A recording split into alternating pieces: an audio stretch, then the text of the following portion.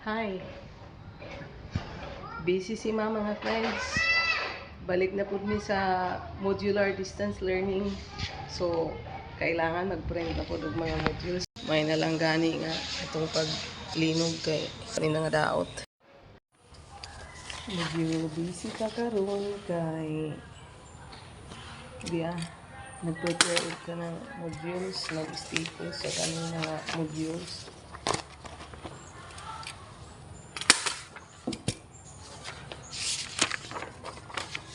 Sa time sa COVID, ingon na ni pod.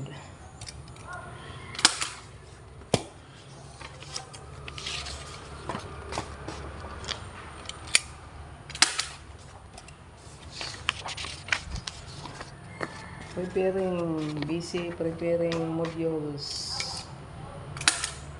or napod learning activity sheets there last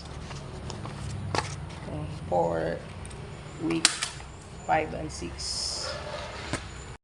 Ito naman yung mga modules na ready na for release. Meron pa dito sa itaas.